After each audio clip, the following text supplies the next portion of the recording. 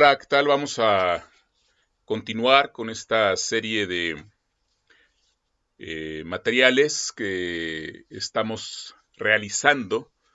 En esta hora vamos a platicar sobre la ecuación de Euler con condiciones auxiliares, lo que representa pues el manejo de las ligaduras. Esta es la parte, digamos, final de lo que sería asentar las bases de la teoría lagrangiana y es lo que vamos a estar platicando, ¿verdad? Bien, lo que vamos a hacer es que vamos a considerar una nueva función o un conjunto de funciones. Dice aquí, existen en varias ocasiones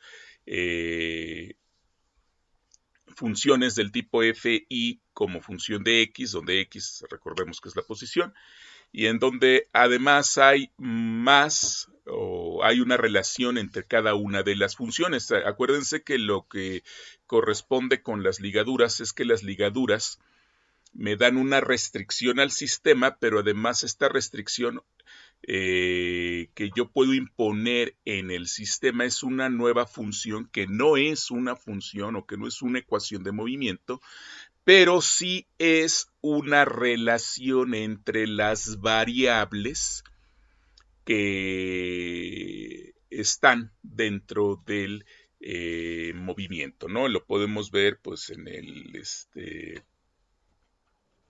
el caso de lo que estamos visualizando en la imagen de aquí arriba, que teníamos la imagen de los dos péndulos que aparecen allí, y que pues bueno, esa imagen de los dos péndulos pues tiene la restricción de las varillas, ¿no?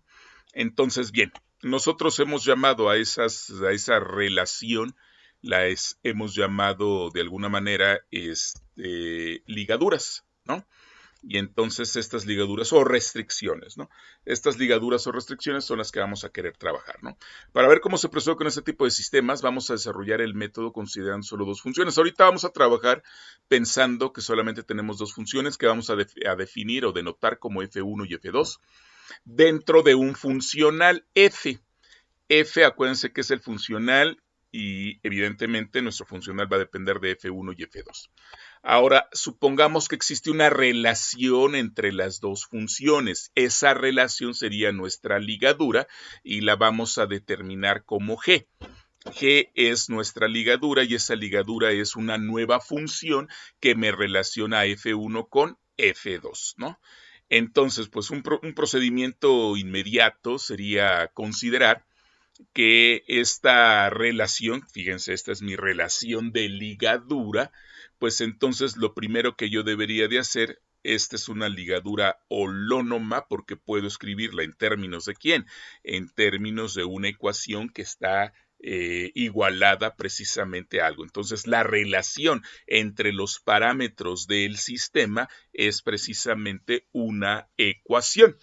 Y entonces, pues una primera forma sería despejar una función en términos de la otra, es decir, si yo sé que esto es exactamente igual a cero, ligaduras holónomas o holonómicas, entonces yo puedo escribir a F2 en términos de ¿quién? En términos de F1. Eso sería lo primero que se nos ocurriría hacer. Y sustituyendo de esta manera, pues entonces ahora yo tendría que en lugar de tener una función o un funcional que voy a minimizar de alguna manera, que estaría en términos de ¿quién? De F1, F1', F2, F2' y X, que es la variable de la cual dependen cada una de estas Fs. Ahora lo que yo tendría que hacer es al sustituir la relación que hay entre F2 y F1, F2 y F1 que los tengo aquí, yo en lugar de tener esto lo que tendría que escribir es ahora F1, ¿sí? Y su derivada de H con respecto a F1, ¿no? Lo que me daría lugar a un nuevo funcional que hemos definido como el funcional G minúscula con el carácter del circunflejo arriba, ¿sí? Que ahora es un funcional que depende de la función f1, de su función derivada con respecto a la variable x solamente, ¿verdad? Por lo tanto, hemos perdido de alguna manera la relación existente en f2 y su derivada, ¿no? Ahora, la derivada de f2, pues se aplica la regla de la cadena, tendría que ser la derivada de h y la derivada de f1, ¿sí? Y entonces esto es lo que tendríamos que hacer, ¿sí? Entonces, el funcional f tendría que ser un funcional f que dependa de f1 y f2, tendría que ser ahora un nuevo funcional que en lugar de depender de f1, f1', f2 y f2', como ya lo explicamos anteriormente, ahora este funcional depende solamente de f1, f1' y x, ¿verdad?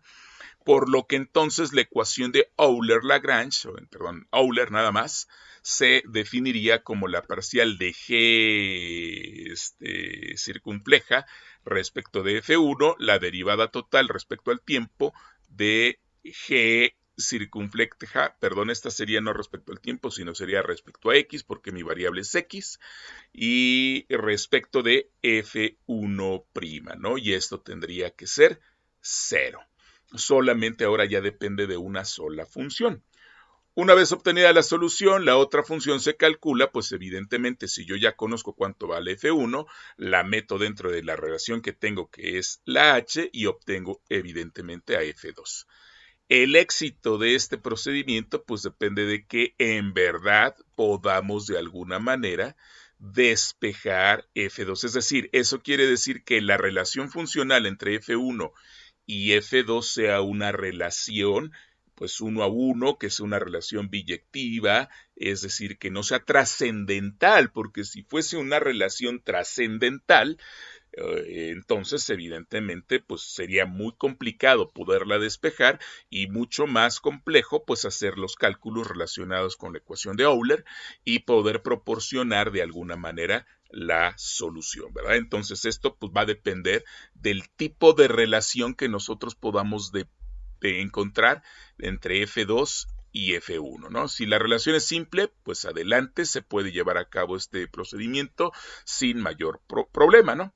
Ahora bien, de manera general, pues evidentemente no todos los problemas que se presentan en la mecánica son pues de una forma en que esta H sea la relación correcta entre ambas funciones o una relación que nos permita hacer el despeje entre ambas funciones. Por lo tanto, bueno, se desarrolla otro método que se conoce como el método de los multiplicadores de Lagrange. Desde luego, este método fue desarrollado por el gran matemático Lagrange y en honor a él es que se debe su nombre, ¿verdad? Entonces, este método, pues es un método general, este método ya no involucra el hecho de que podamos relacionar una de las funciones. Ahora, acuérdense que en este caso que estamos trabajando ahorita, pues estamos viendo el caso más simple, son donde solamente tenemos dos funciones, por lo tanto necesitamos una sola relación entre ambas funciones. Cuando tenemos más de dos funciones, evidentemente vamos a necesitar mayores relaciones y tal vez muchas de esas funciones puedan ser funciones en donde yo pueda despejar muy fácilmente debido a las restricciones que se tengan, pero es probable que alguna de las otras funciones pueda ser probablemente una función trascendental y que no me lo permita el poder escribir una función en términos de la otra. Por lo tanto, entonces, de forma general, es más adecuado utilizar este método que vamos a desarrollar ahorita, que es el método de los multiplicadores de Lagrange, ¿sí? Entonces, por eso decimos que este es un método general, ¿no? Y entonces, pues precisamente no depende, ¿no? De si podemos o no podemos manipular de alguna manera la ecuación de ligadura, ¿no? Entonces, para el caso no ligado, pues es más fácil obtenerlo, ¿no? Entonces, para obtener las expresiones calculamos la variación del funcional y entonces, pues fíjense, para calcular la variación del funcional respecto de f, pues entonces sabemos que tenemos la integral y que tenemos la derivada total respecto de x. ¿De quién? De la ecuación de Lagrange en el fondo para la función f1 y tenemos aquí la variación, esta parte que está aquí, digo aquí continúa abajo, la variación respecto de quién, de f1. Luego más la ecuación de Lagrange para la función f2 y la variación de la función f2, ¿no? Esto es lo que nosotros tenemos, ¿no? Ahora, debemos de alguna manera relacionar las variaciones de f1 y las variaciones de f2. ¿Cómo lo vamos a hacer? Pues bueno, pues esto se hace justamente a través de ¿quién? A través de la ecuación de ligadura. Por lo tanto, vamos a calcular también la variación de la ecuación de ligadura. Para calcular la variación de la ecuación de ligadura, acuérdense que tenemos que calcular la parcial de g respecto de f1. Acuérdense que esta g es una función g, la ecuación de ligadura es una función que depende de ¿quién? Depende definitivamente pues de la función f1 en este caso y dependerá de la función f2. Esta es la ecuación de ligadura, ¿no? Vamos a escribir esto más grande porque parece que se quedó chiquito, ¿no? Entonces vamos a ponerlo, ahí está, ¿no? La ecuación aquí me quedó la L abajo que no la pesqué, ¿sí?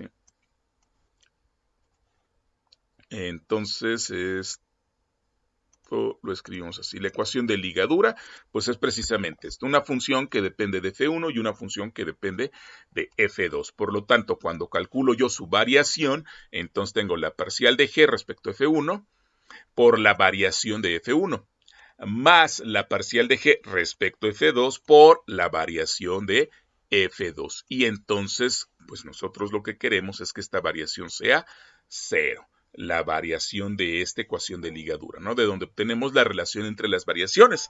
Por ejemplo, despejando de aquí, ¿no? Entonces, ciertamente yo puedo pasar este término, lo paso del otro lado de la igualdad, me quedaría negativo, todo este término, ¿sí?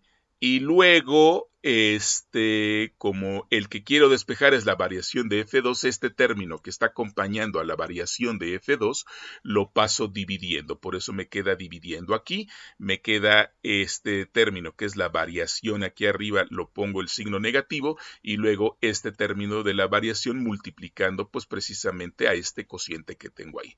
Por lo tanto, aquí yo ya tengo pues mi variación de f2 en términos de ¿quién? En términos de la variación de f1. ¿Qué fue lo que hicimos? Fue hacer variar la ecuación de ligadura en la variación que estamos haciendo de la misma manera que estamos variando el funcional, y entonces sabemos que esta tiene que ser 0. Lo igualamos con 0 y despejamos para tener una relación entre las variaciones de las funciones, ¿no? Muy bien. Entonces, ahora podemos sustituir. Como yo ya sé cuánto vale la variación de f2, mi primera variación, que es con respecto a f1, esa la dejo igual. Es la misma que yo ya tenía acá. Esta no hay problema, la dejo igual porque no le voy a hacer nada. La variación segunda, que sería la ecuación de Euler, aquí la dejo igual, no le hice absolutamente nada. Lo que sí voy a cambiar es que en lugar de esta variación de f2, lo que voy a sustituir es el resultado que yo obtuve de la variación de f2. Y aquí sustituyo el resultado de la variación de f2, ¿no? Ahora, lo que gano en este sentido es que ambos términos de las ecuaciones de Euler son multiplicados ambos por la variación de f2. Por lo tanto, entonces yo puedo de alguna manera escribir, ¿sí?, que esto es mi primera ecuación que iba multiplicada por la variación de f2, de f1, que ya las factoricé. La segunda ecuación de Euler, que es la variación de alguna manera de la g con respecto a la f2 y f2', pero ahora va multiplicado por el factor que acompañaba a la variación de f1, y la variación de f1, como es factor común a los dos términos, evidentemente pues lo hacemos igual. ¿no? Lo multiplicamos ahí. Bien, ahora sabemos que esta variación es arbitraria, no es una variación precisa, una variación constante. Por lo tanto, como esta variación es arbitraria, pues evidentemente para que se cumpla el principio de maximización del funcional que tenga que ser cero, esta variación no puede ser cero. Por lo tanto, lo que tengo yo dentro del corchete, porque tampoco mi diferencial de x es cero, lo que tengo dentro del corchete, pero de las llaves, perdón, tendría que ser cero. Por lo tanto, me quedaría que este término, que es justamente el término que yo tengo aquí dentro de las llaves, que es el término que pintamos en azul, tiene que ser cero, y entonces lo igualamos con cero. Al igualarlo con cero, pues evidentemente yo puedo pasar este término del otro lado de la igualdad con este signo que yo tengo aquí, el menos que tengo acá se cancelan y entonces ya me quedan los dos términos como positivos. Ahora, este término que está aquí, pues evidentemente lo puedo pasar del otro lado multiplicando. ¿Sí? Entonces me queda precisamente este término. Aquí yo tengo la parcial de g respecto de f1 que acompañaría la ecuación de Euler para la función f2 y acá tengo la parcial de g respecto de f2 que acompañaría a la ecuación de Euler para la función f1.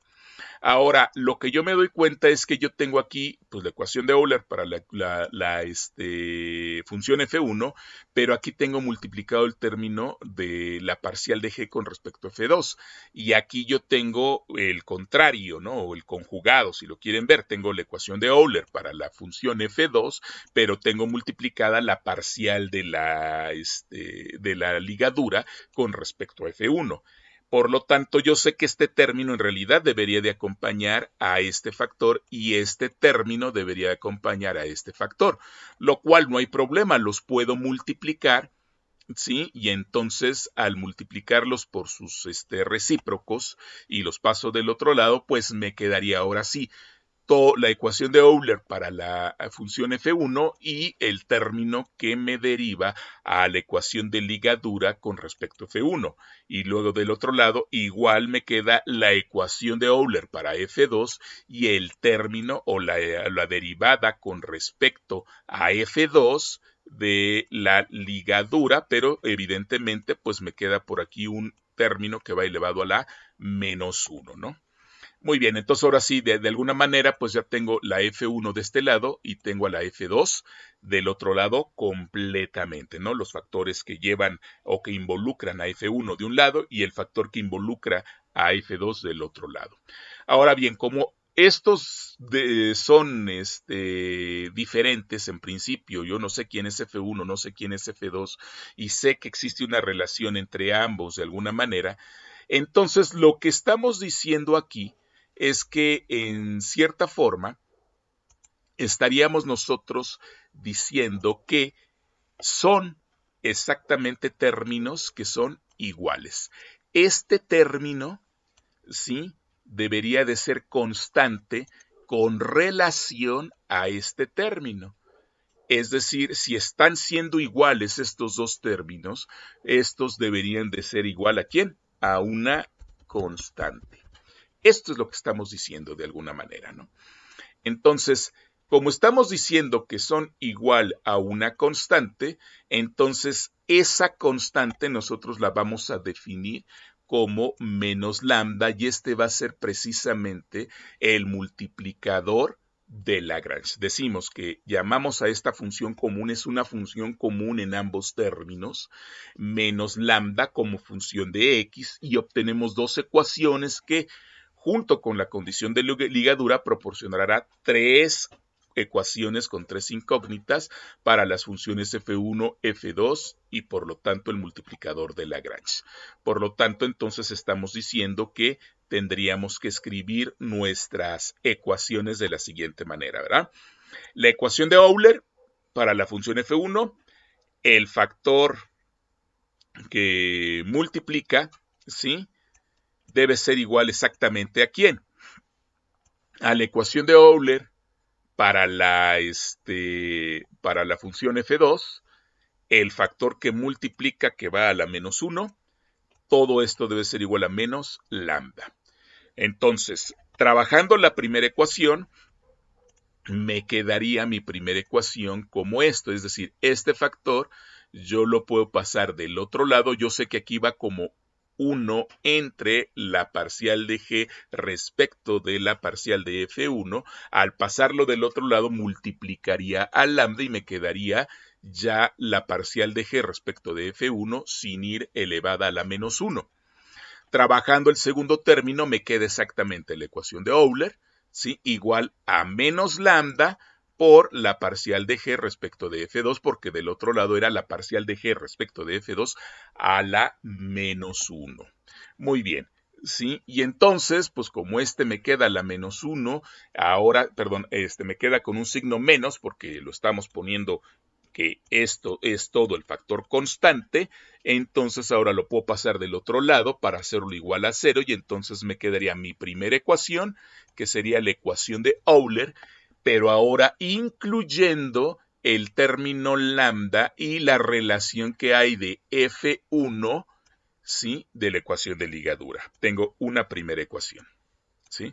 Tengo mi segunda ecuación que corresponde a la segunda ecuación que yo tengo. Evidentemente pasé del otro lado también el lambda por la parcial de G respecto de F2 y lo igualo a 0.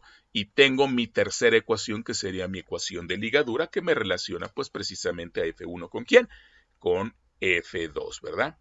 Entonces, fíjense cómo yo lo que tengo ahora es un conjunto de 3 ecuaciones con 3 incógnitas. ¿Cuáles son mis incógnitas? F1, F2 y lambda. Son mis incógnitas y mis ecuaciones, ¿verdad? Muy bien, para el caso general de n funciones con m ligaduras, un caso más general, ¿sí? Entonces lo que tendríamos que suponer es que tenemos de alguna manera la ecuación de Euler más una suma, tengo m ligaduras desde que j es igual a 1 hasta m, de lambda j de multiplicadores de Lagrange multiplicados por las parciales de g con respecto a f, ¿verdad? Y tengo una ecuación de ligadura que me ligaría a cada una de las funciones. Esta debería de ser f de i, ¿sí? O más bien f de j, ¿sí? F de j para que sea de j desde 1 hasta m, donde m es el número máximo de ligaduras, ¿no? Habría n más m ecuaciones con las n más m funciones incógnitas. Entonces existe un multiplicador de Lagrange por cada ligadura. Y entonces eso es lo que tendríamos, ¿verdad? Y tendríamos, por lo tanto, nuestro funcional circunflejo, que sería el funcional normal de las funciones, más una suma desde j igual a 1 hasta m de los multiplicadores de Lagrange, la función o la relación o la ecuación de ligadura y su integral, ¿verdad?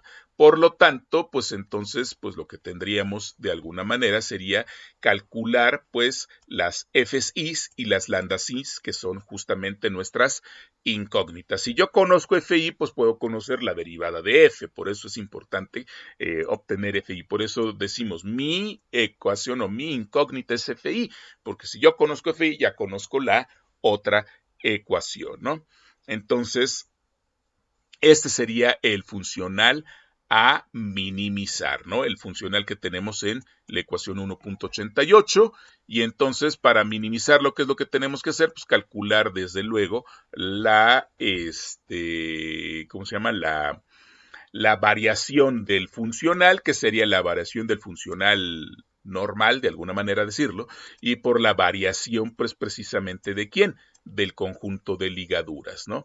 Este conjunto, pues me lleva precisamente a que al hacer la variación de ese funcional, pues entonces tengo yo la variación en principio precisamente de la suma de todas las ecuaciones de Euler que aparecen aquí desde 1 hasta n. Acuérdense, tengo n ecuaciones de Euler y su variación respecto de cada una de esas funciones, ¿verdad? Y luego tengo la suma o la integral, perdón, de una suma desde que j es igual a m, tengo m ecuaciones de ligadura y entonces hago su variación de del parámetro que estamos indicando y tendríamos pues precisamente todo esto, que al final, al organizar todo esto, ¿qué es lo que tendríamos? Tendríamos precisamente toda esta ecuación que tenemos aquí y tendríamos esta ecuación que tenemos de este lado. ¿Verdad? ¿Qué es lo que pedimos? Pues pedimos precisamente que todo esto sea cero. ¿Cómo es que estamos organizando todo esto? Pues lo estamos organizando de la siguiente manera, fíjense. Ya les platiqué, este primer término corresponde a esta variación. Este segundo término que aparece aquí corresponde pues a la variación que nosotros tenemos acá.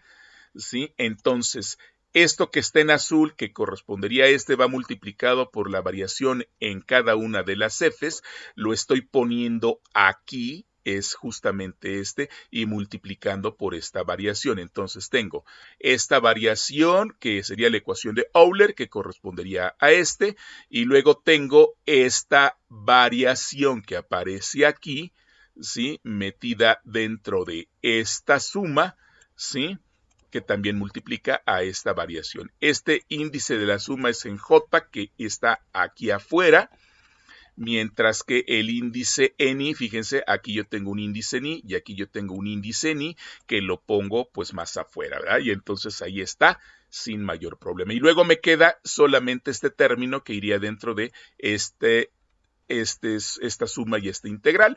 La integral la tengo desde afuera y entonces tengo la suma en J de todo este término que aparece aquí y que va evidentemente multiplicado por la variación en lambda, ¿verdad? Entonces, desde luego, tanto esta variación como esta variación, ambas variaciones son arbitrarias, ¿sí?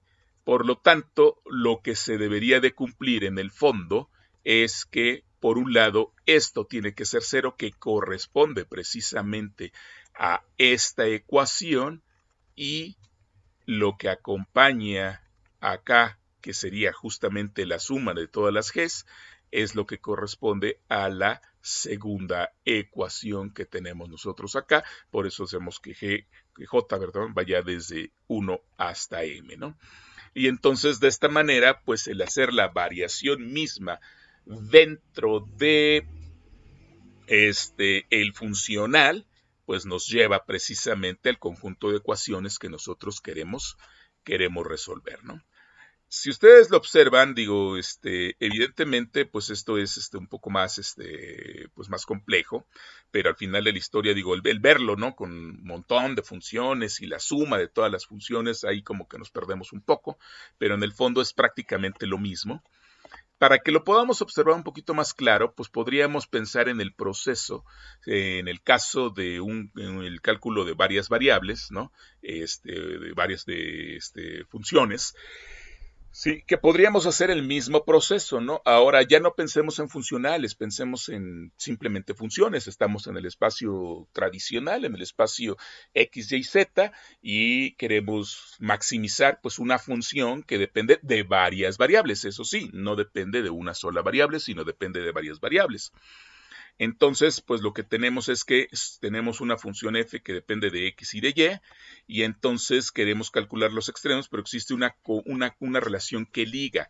H es la ligadura y entonces h es precisamente una función que me permite relacionar x con y. En el fondo eso es una ligadura, una relación entre, en este caso, las variables, ¿verdad? En el caso del funcional es una relación entre funciones, ¿no? Entonces, y esta es mi relación que tenemos, ¿no? Entonces, la variación que puedo calcular sobre h, pues es la parcial de h con respecto a x, diferencial de x, la parcial de h con respecto a y, diferencial de y de aquí, si yo sé que esta variación es pequeñita, pues yo puedo entonces encontrar una relación precisamente entre ellas, ¿verdad? Y al encontrar esa relación, pues obtendría el equivalente en este caso a la relación que nosotros obtuvimos precisamente aquí, ¿verdad? En esta expresión. Es precisamente la misma, nada más que en este caso le estamos haciendo para el cálculo de funciones, ¿verdad? Calculamos la variación de f, que es precisamente eso, y entonces tenemos la variación de f con respecto a x, diferencial de x, la parcial de f con respecto a y su diferencial de y, pero ahora en lugar de utilizar la diferencial de y, utilizamos la relación que me proporciona el haber hecho la variación con respecto a quién, a la relación, en este caso la ecuación de ligadura, ¿verdad? Y entonces la ponemos de esta manera, es la parcial de f respecto a x, diferencial de x, acá está el diferencial de x. Luego la parcial de f respecto a y, diferencial de y en lugar de diferencial de y es parcial de h respecto a x sobre la parcial de h respecto a y todo va multiplicado por la diferencial de y. Y esto es lo que tenemos. Finalmente, como la diferencial de x no puede ser 0, todo lo que está dentro del paréntesis tiene que ser 0, y entonces hacemos precisamente que todo lo que esté dentro del paréntesis sea 0, y eso nos lleva precisamente a encontrar mi primera ecuación, mi segunda ecuación, y igualarla a un parámetro constante, que en este caso sería el multiplicador de Lagrange, ¿verdad?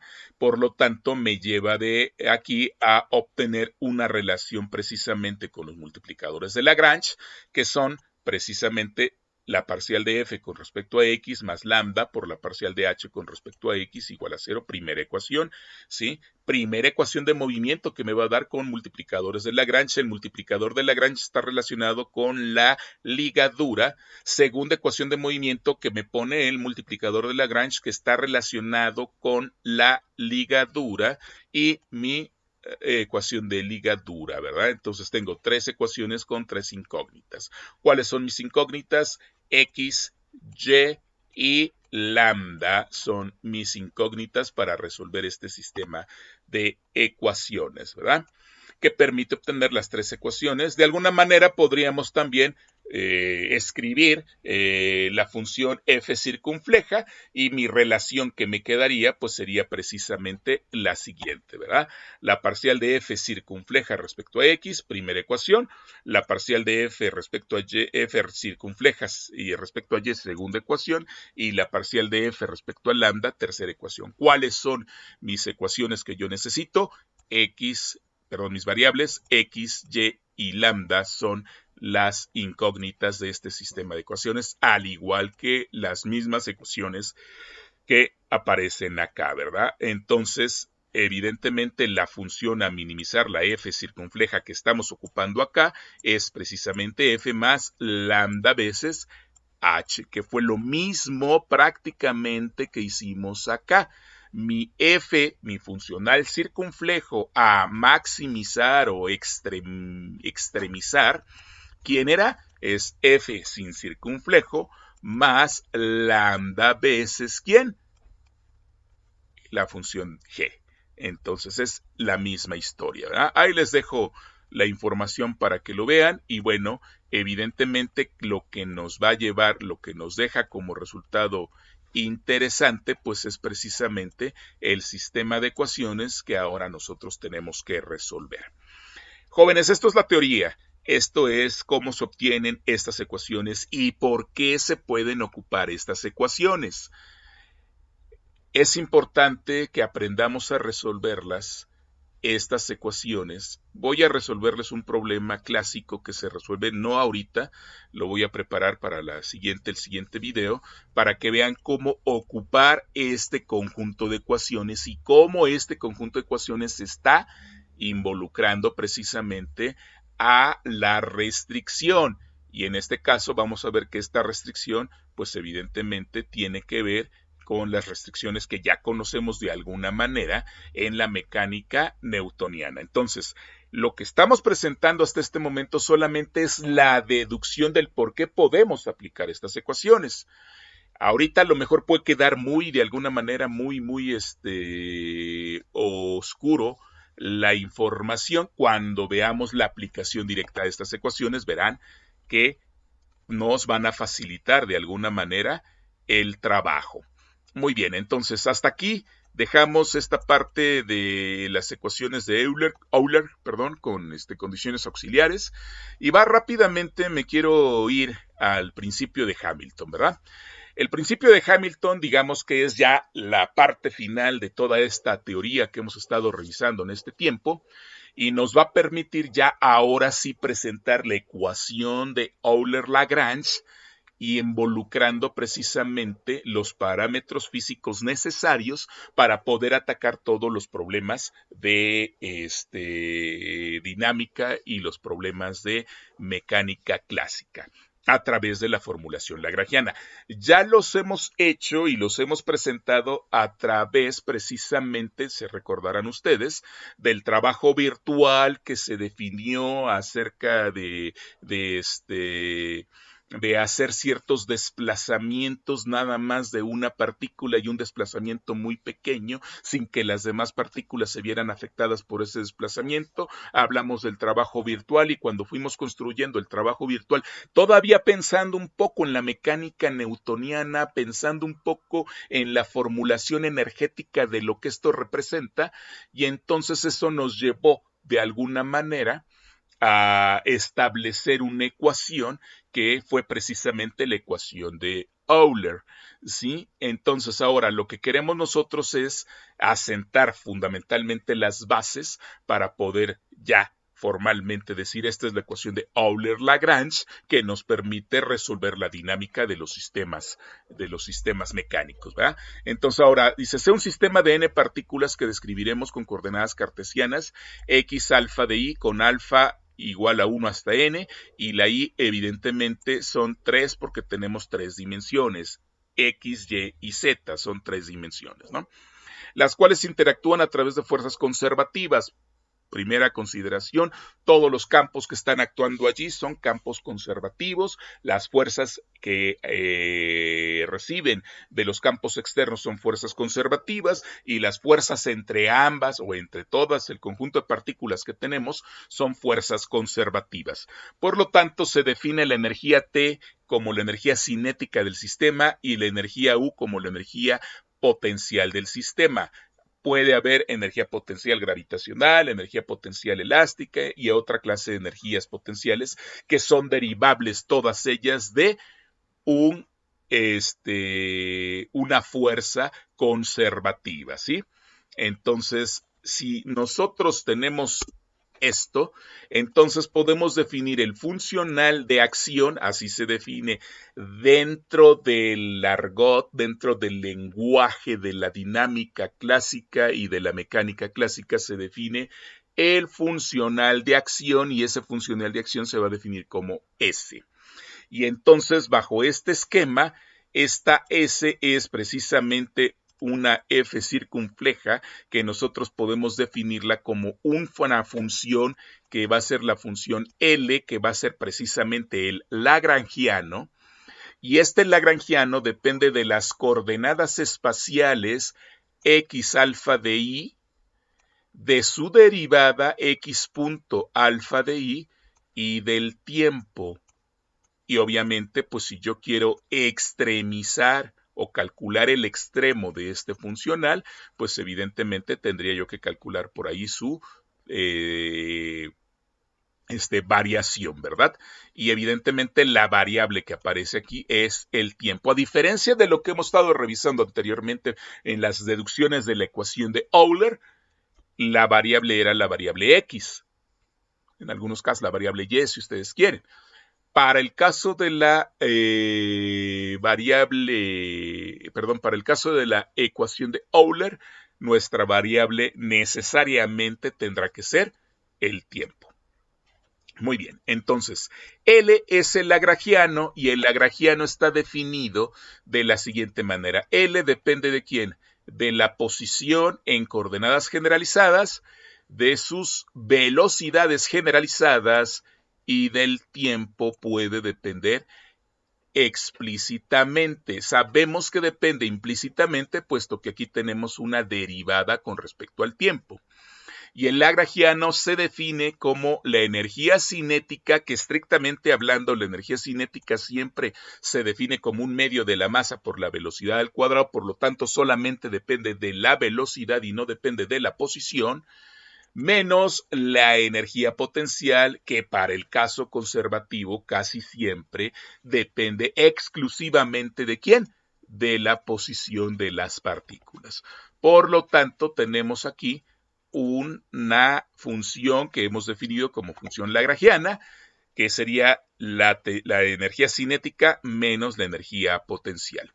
L es el lagrangiano, S es la acción y corresponde a un número con dimensiones de momento angular, S que tenemos acá, ¿sí? Asociado a cada trayectoria del sistema que pasa por dos puntos, evidentemente, un punto al tiempo t1, otro punto al tiempo t2, y como restricciones importantes y necesarias para poder aplicar toda la teoría que ya revisamos anteriormente, evidentemente x alfa i al tiempo t1 lo vamos a definir como con un valor, y x alfa i al tiempo t2, un tiempo posterior, no necesariamente el mismo tiempo, lo vamos a definir como x alfa i al tiempo t2.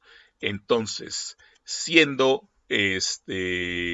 nuestras ecuaciones 1 y 2, ¿sí? Constantes, ¿verdad? ¿Sí?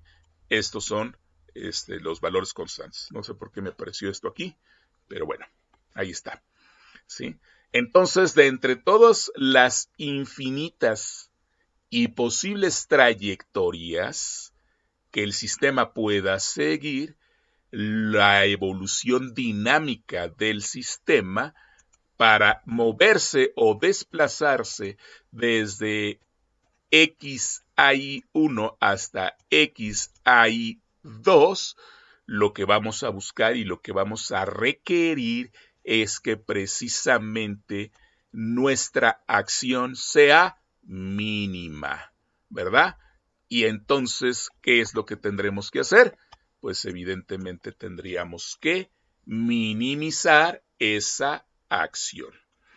Para minimizar esa acción, pues evidentemente existe el cálculo variacional.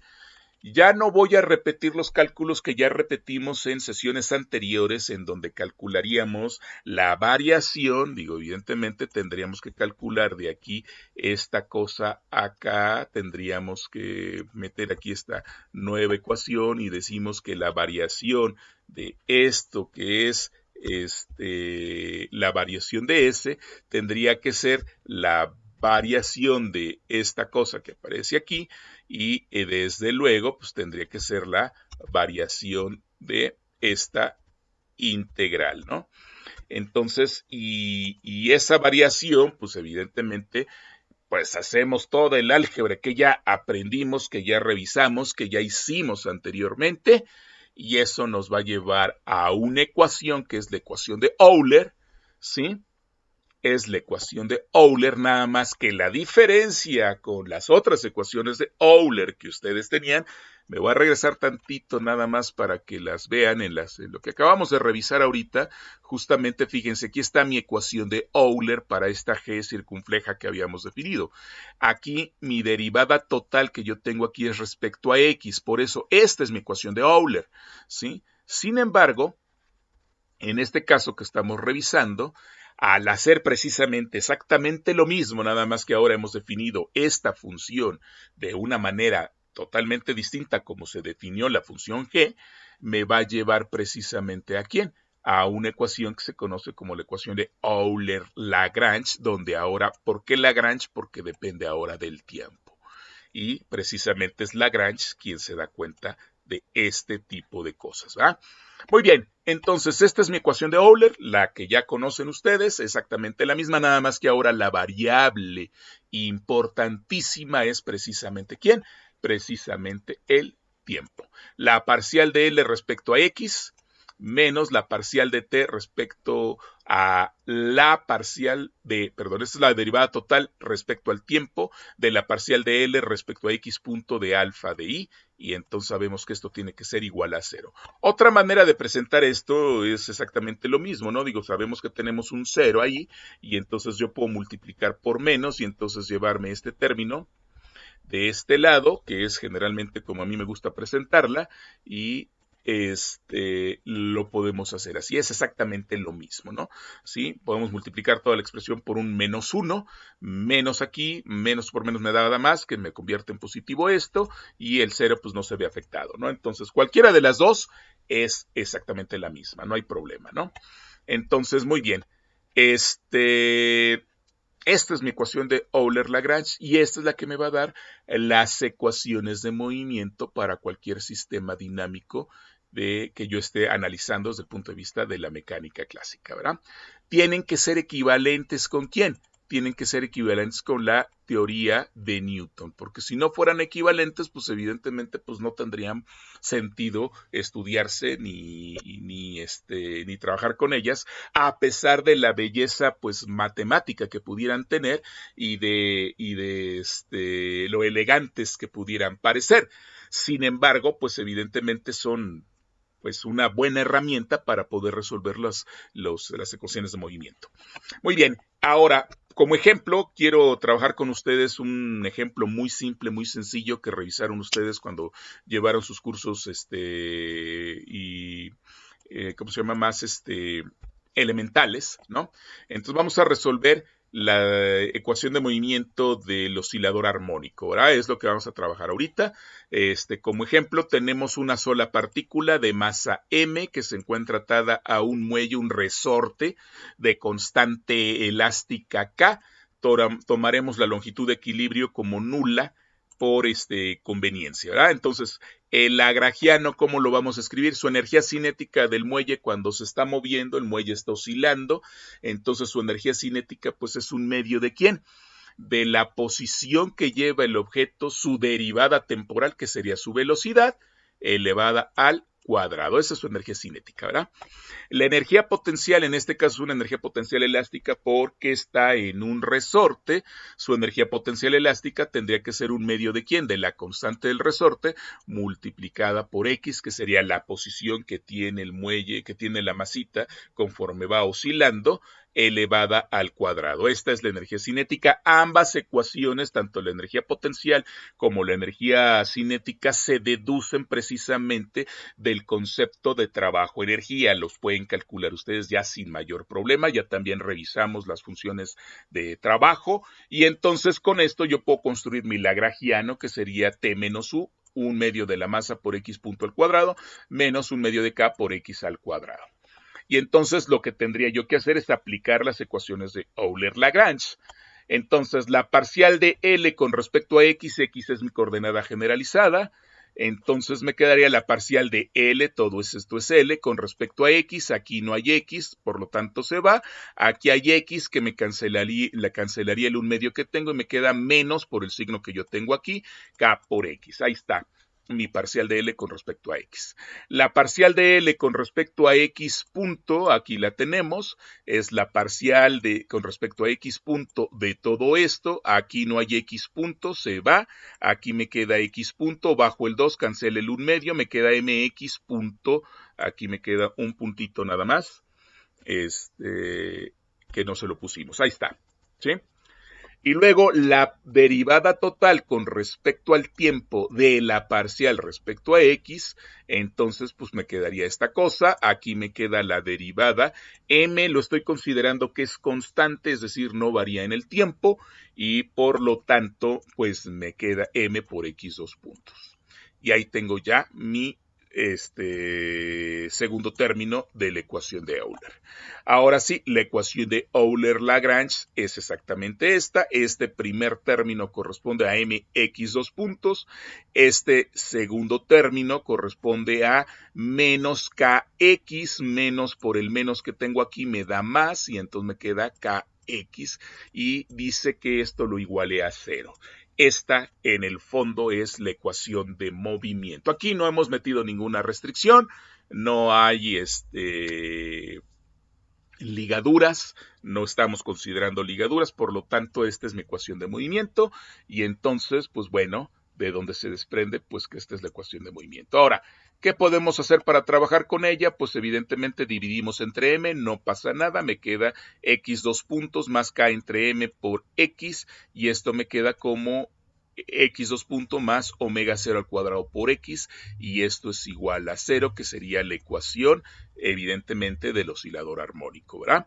¿Sí? Y entonces tenemos que omega 0 al cuadrado es mi frecuencia natural de oscilación, y que está dada en términos de ¿quién? Está dada en términos de la constante del resorte entre m, ¿verdad? La cual coincide exactamente ¿con quién? Con la misma solución de la ecuación de Newton, y desde luego pues aquí tendríamos que haber aplicado las leyes de Newton en su sistema de referencia inercial para poder llegar a esta solución.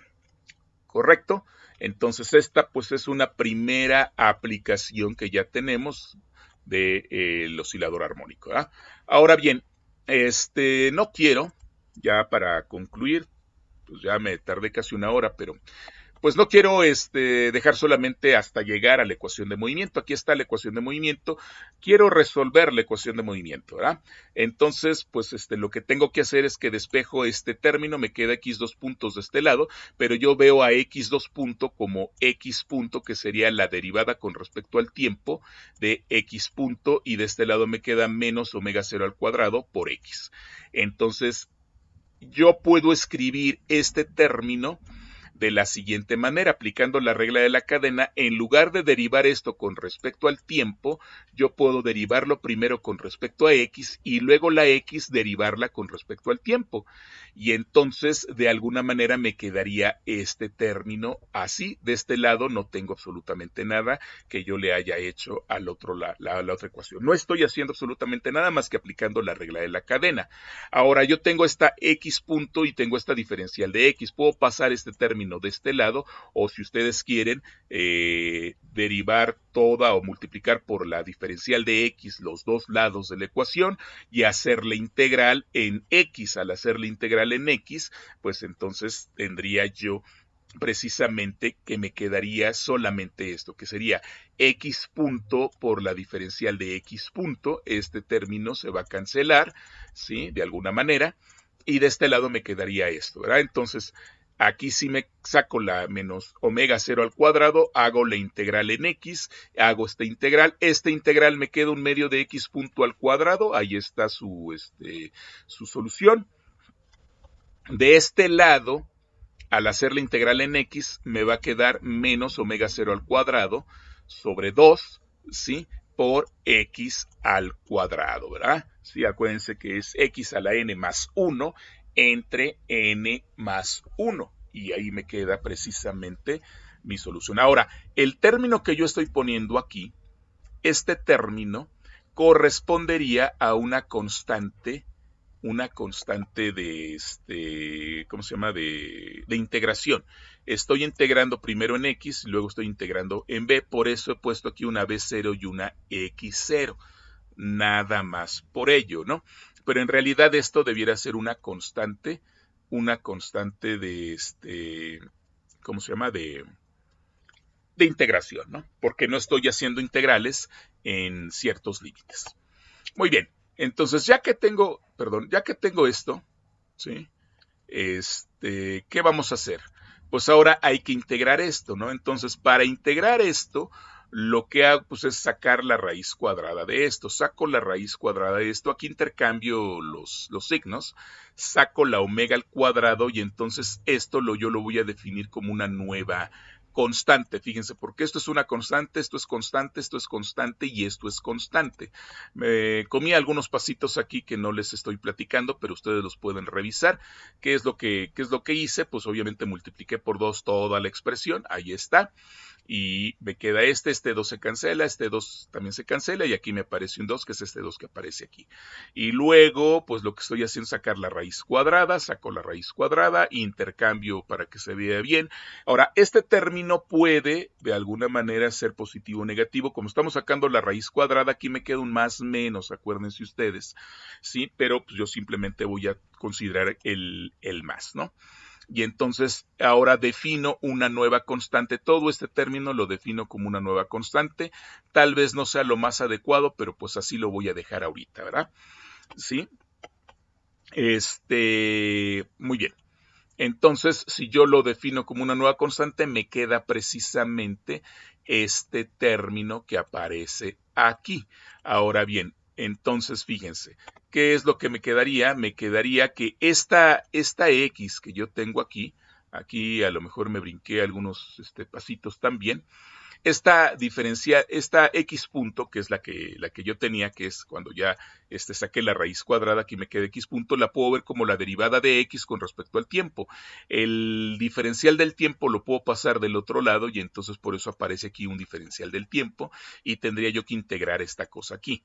Entonces aquí me queda precisamente dx entre este término lo pusimos como a, me queda a, aquí menos x al cuadrado. Ahora lo puse como a cuadrada por conveniencia, a cuadrada, me queda la omega 0, y aquí me quedaría un diferencial del tiempo, una integral de la diferencial del tiempo, ¿verdad? ¿Sí?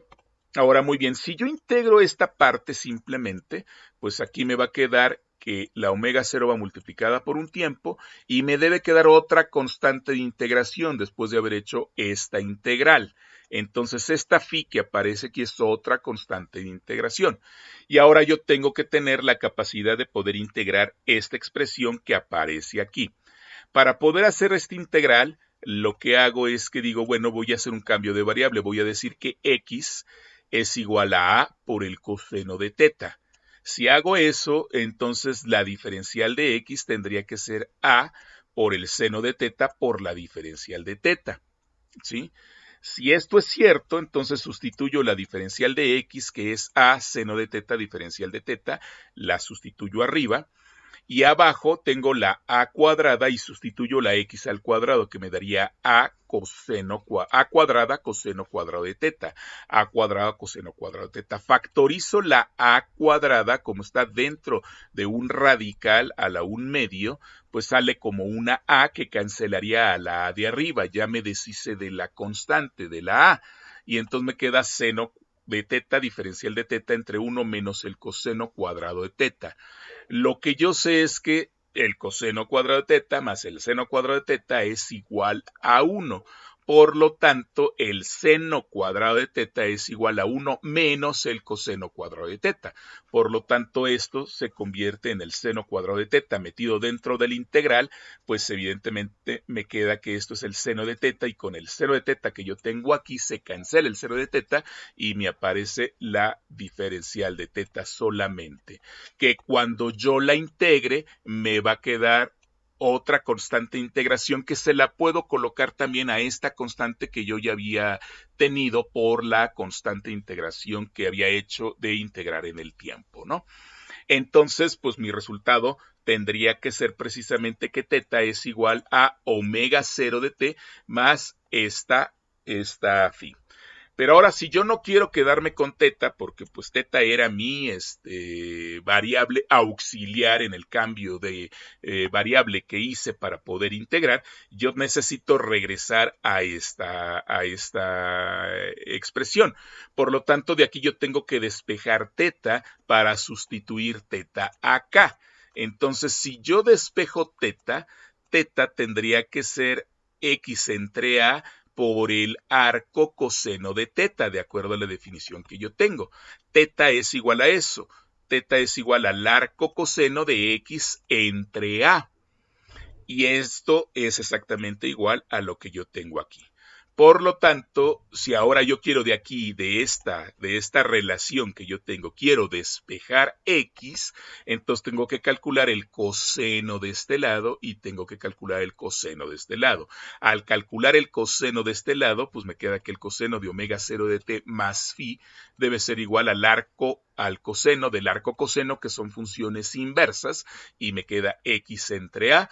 Por lo tanto, x como función del tiempo me queda a por el coseno de omega de t más phi, que sería la solución a la que nosotros llegamos al resolver precisamente nuestra ecuación de movimiento. Por lo tanto, la ecuación A21 es la solución de mi ecuación de movimiento. La ecuación que yo tengo aquí, que es precisamente mi A1, es mi ecuación de movimiento, por lo tanto su solución pues es precisamente, puedo probar que esta es solución porque si la derivo dos veces, entonces me quedaría que la relación que yo tengo precisamente aquí me da un 0, ¿verdad? Y eso pues yo creo que ya lo probaron por lo menos en su curso de dinámica del cuerpo rígido y también tal vez en algún curso que hayan llevado de ecuaciones diferenciales, ¿no?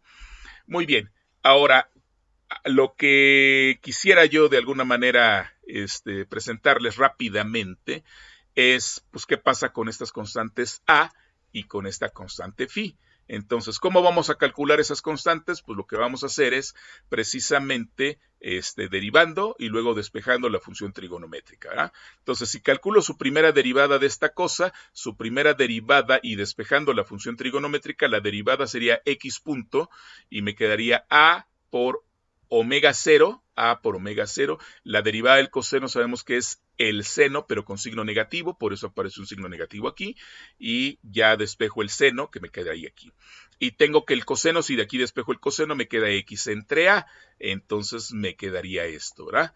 Y ahora si yo elevo estos términos, bueno, le evalúan el tiempo t igual a 0, al tiempo inicial, al tiempo t igual a 0, este término desaparece, me queda seno de phi y me queda coseno de phi, me quedan estos dos términos allí.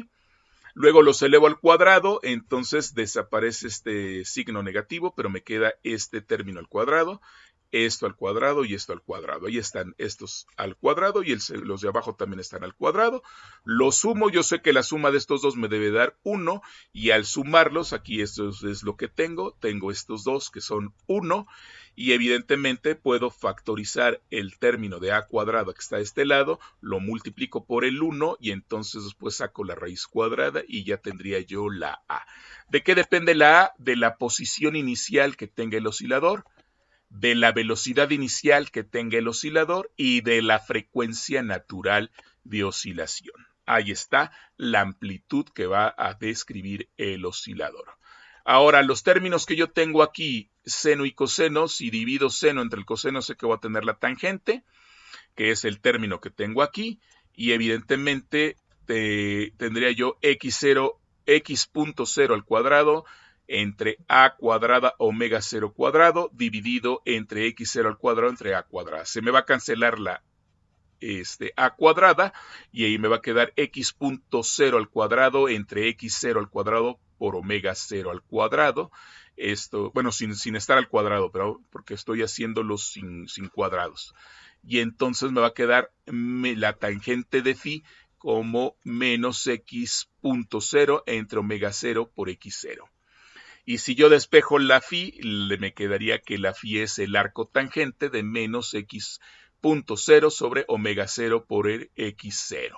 Y entonces ya mi solución me quedaría en estos términos, ¿verdad? Muy bien, ahí está mi solución. Ahora, ya que tengo mi solución, ¿qué estoy haciendo aquí? Pues ahora la voy a evaluar. Le voy a poner condiciones iniciales. Le voy a decir que tengo una omega 0 de 3, una x punto de 0.6 y una x inicial de 1.5. Y esta es la x, la derivada y la segunda derivada. Y las grafico y lo que obtengo como solución es precisamente esta gráfica que ustedes pueden visualizar allí. Muy bien. Voy a una solución analítica y la calculo con matemática. Con matemática le voy a dar la instrucción de que me resuelva la ecuación diferencial para x de t en el tiempo. Esto me lo hace muy bien, nada más que aquí me ofrece una solución alternativa. Me dice, hay una constante C2 por el coseno de t omega 0 más una constante C1 por el seno de t omega 0. ¿Por qué me da estas dos soluciones? Recordemos que estas dos soluciones son soluciones independientes, ¿verdad? Es decir, me está dando una combinación lineal de las soluciones. Lo que ocurre aquí, simplemente les platico y les comento, yo estoy utilizando un cambio de variable aquí en que esto es a coseno de teta, Pero si yo utilizo como un cambio de variable a por el seno de teta, puedo llegar evidentemente a la otra solución que me estaba arrojando matemática. Es precisamente esta solución que yo tengo aquí. Por lo tanto, como ambas soluciones son plausibles, son posibles, entonces matemática dice tienes dos soluciones y además tú puedes presentar la solución. Bueno, no es que lo diga matemática, lo dice la teoría de ecuaciones diferenciales. Tú puedes presentar esa solución como una combinación lineal de ambas soluciones, ¿no? Entonces, por eso es que matemática me da la solución completa en la combinación lineal de ambas soluciones, ¿no?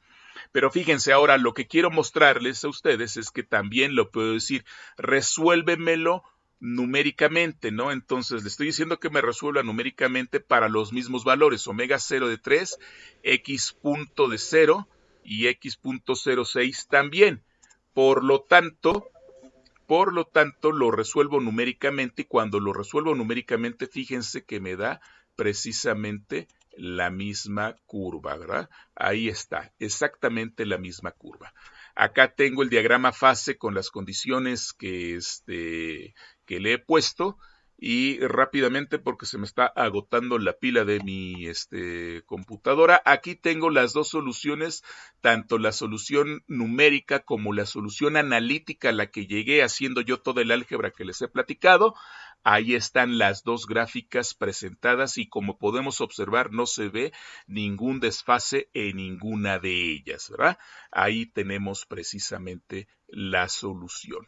Bien, ya esta parte es precisamente se los quería presentar porque precisamente esto es ya física lo que estamos haciendo y no toda la teoría que nos presentamos y toda la teoría que estuvimos trabajando que es precisamente pues mera matemática que nos permita resolver todo esto. Entonces, la aplicabilidad de todo lo anterior la podemos observar ya en estos sistemas y evidentemente eso es lo que queremos, resolver los sistemas, no nada más llegar a sus ecuaciones numéricas. Nos quedamos aquí para la siguiente sesión. Nos estamos viendo. Chao.